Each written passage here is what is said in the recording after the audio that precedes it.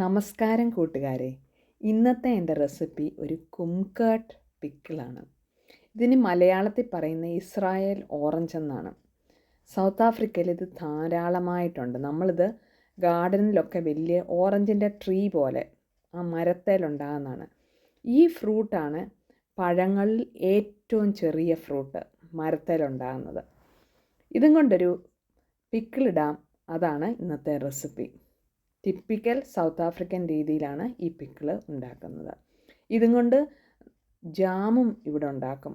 പിക്കിളും ജാമും ഇവിടെ commonly available ആണ്. Western നാടൻ റെസിപ്പിയിലേക്ക് എല്ലാവർക്കും സ്വാഗതം. ആദ്യമായിട്ട് ഇത് നമുക്കൊന്ന് സ്റ്റീം ചെയ്തെടുക്കാം. ജസ്റ്റ് ഒരാവി കയറ്റിയാൽ മാത്രം മതി. ഓറഞ്ചിൻ്റെ മധുരവും നാരങ്ങയുടെ പുളിയും ഇത് രണ്ടും കൂടെ കൂടിയ ഒരു ടേസ്റ്റാണ് ഈ ഫ്രൂട്ടിന്. ആവി വന്നു, ഓഫ് ചെയ്ത് റെസ്റ്റ് ചെയ്യാനായിട്ട് വെക്കാം. നന്നായിട്ട് തണുത്ത് വരട്ടെ. ഇത് ആവി കയറി കഴിയുമ്പോൾ ഇതിൻ്റെ പുറത്തൊരു ഓയിലിൻ്റെ മയമുണ്ട്, അതുപോലെ ഇരിക്കും. നന്നായിട്ട് തണുത്തതിന് ശേഷം ഇതുപോലെ രണ്ടായിട്ടൊന്ന് അരിഞ്ഞെടുക്കുക, മുറിച്ചെടുക്കുക. ഇതിനകത്ത് ചെറിയ ഓറഞ്ചിൻ്റെ സീഡ് പോലുണ്ട്, അത് റിമൂവ് ചെയ്യേണ്ട. 1 ടേബിൾ സ്പൂൺ പഞ്ചസാരയും കൂടെ ചേർത്ത് കൊടുക്കുക. വീണ്ടും നല്ലതായിട്ടൊന്ന് ഇളക്കിയെടുക്കുക. എന്നിട്ട് ഇതൊരു 5 മണിക്കൂർ റെസ്റ്റ് ചെയ്യാനായിട്ട് വെക്കണം. അടുത്തതായിട്ട് വേണ്ടത് വെളുത്തുള്ളിയും ഇഞ്ചിയും കൂടെ അരച്ചതാണ്. അത് ഏകദേശം ഞാൻ 1 ടേബിൾ സ്പൂണാണ് അരച്ചതെടുത്തിരിക്കുന്നത്. ഇതിലേക്ക് ഒരു 4 ഈന്തപ്പഴം കൂടെ ഇട്ട് കൊടുക്കാം. ഈ ഈന്തപ്പഴം കൂടെ ചേർത്ത് ഒന്നുകൂടെ ഒന്ന് നന്നായിട്ട് അരച്ചെടുക്കാം. പിന്നെ ഇവിടെ എണ്ണ ചൂടാക്കിയിട്ടുണ്ട്. സൺഫ്ലവർ ഓയിലാണ് ഇതിനുപയോഗിക്കുന്നത്. അതിലേക്ക് ഒരു 1/2 ടീസ്പൂൺ കടുക് ഇട്ട് കൊടുക്കുക. ഈ കടുക് നന്നായിട്ട് പൊട്ടി വരുമ്പോഴത്തേക്ക് നമ്മൾ നേരത്തെ അരച്ചു വെച്ചിരിക്കുന്ന ജിഞ്ചർ, ഗാർലിക്, ഡേറ്റ്സ് ഇതിൻ്റെ ഈ പേസ്റ്റ് ഇതിലേക്ക് ചേർക്കുക.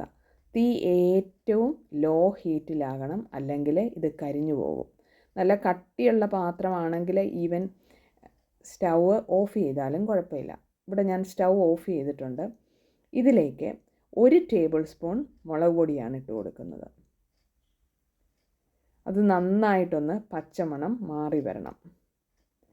ഒരു 3 മിനിറ്റോളം ലോ ഹീറ്റിൽ കരിയാതെ തന്നെ ഇതൊന്ന് പച്ചമണം മാറുന്നത് വരെ ഒന്ന് ഇളക്കിയെടുക്കുക. നേരത്തെ തന്നെ നമ്മൾ പഞ്ചസാരയും ചേർത്ത് വെച്ചിരിക്കുന്ന ആ കുംകേർട്ട് അല്ലെങ്കിൽ ഇസ്രായേൽ ഓറഞ്ച് ഇതിലേക്ക് ഇട്ട് കൊടുക്കുക.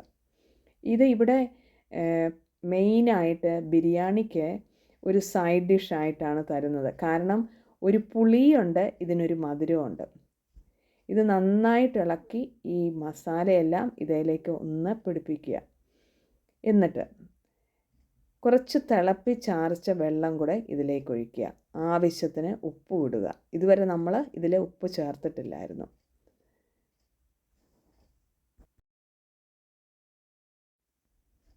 കാൽ കപ്പ് തിളപ്പിച്ചാറിച്ച വെള്ളം കൂടെ ചേർക്കാം. പിക്കിള് പൂത്തു പോകാതിരിക്കാനായിട്ടാണ് ഇങ്ങനെ ചെയ്യുന്നത്. പിന്നീട് വേണ്ടത്, അത് ഓപ്ഷണലാണ്, ഞാനിവിടെ ചേർത്തിട്ടുണ്ട്, ഒരു 2 ടേബിൾ സ്പൂൺ വിനാഗിരി. സാധാരണ ഇത് ഫ്രിഡ്ജിൽ ഈ മെതേടി വെച്ചാൽ 1 വർഷത്തിൽ കൂടുതൽ ഇത് കേടാകാതെ ഇരിക്കും. ഇനിയും ഇതിലേക്ക് 2 ടേബിൾ സ്പൂൺ തിളപ്പിച്ചാറിച്ച വെള്ളം കൂടെയാണ് ചേർത്തിരിക്കുന്നത്.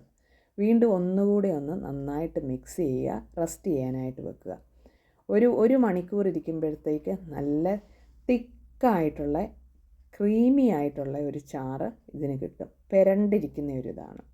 ഈ റെസിപ്പി ഇഷ്ടപ്പെട്ടെങ്കിൽ ഒരു ലൈക്ക് തരാൻ മറക്കരുതേ. ആദ്യമായിട്ട് കാണുന്നവരെ ഒന്ന് സബ്സ്ക്രൈബ് ചെയ്ത് സപ്പോർട്ട് ചെയ്യുക.